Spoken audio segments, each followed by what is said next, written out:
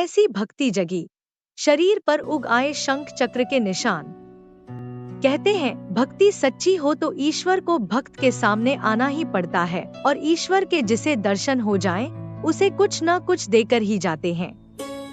यह एक ऐसे ही भक्त की कथा है जिसे भगवान श्री कृष्ण ने दर्शन दिए और जाते जाते छोड़ गए शरीर पर शंख और चक्र के निशान। यह कथा है आमेर नरेश श्री पृथ्वीराज जी स्वामी की।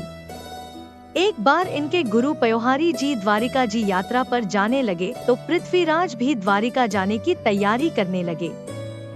इन्होंने कहा कि द्वारिका जाकर शरीर पर शंख चक्र बनवाऊंगा। गुरु पयोहारी जी ने कहा कि अगर तुम राज्य छोड़कर चले जाओगे तो राज्य में अव्यवस्था फैल जाएगी, धर्म कर्म से लोगों का ध्यान हट जाएगा, इसलिए आमेर में रहकर ही कृष्ण की भक्ति करो। गुरु की बात मानकर श्री पृथ्वीराज जी आमेर में ही रह गए, लेकिन इनका ध्यान द्वारकाधीश में ही लगा रहा। रात में जब यह सोए हुए थे तब इन्हें लगा कि अचानक तेज प्रकाश फैल गया है और भगवान श्री द्वारकाधीश स्वयं प्रकट हो गए हैं।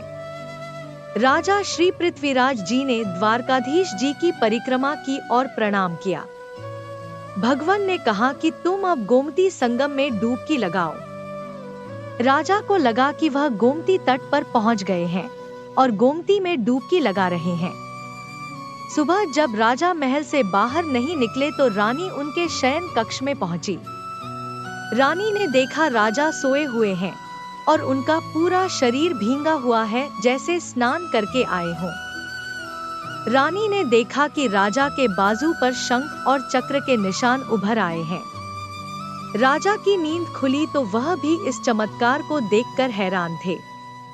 उन्हें लगा कि भगवान स्वयं उनकी इच्छा पूरी करने के लिए आए थे। इसके बाद राजा पूरी तरह से कृष्ण भक्ति में लीन हो गए।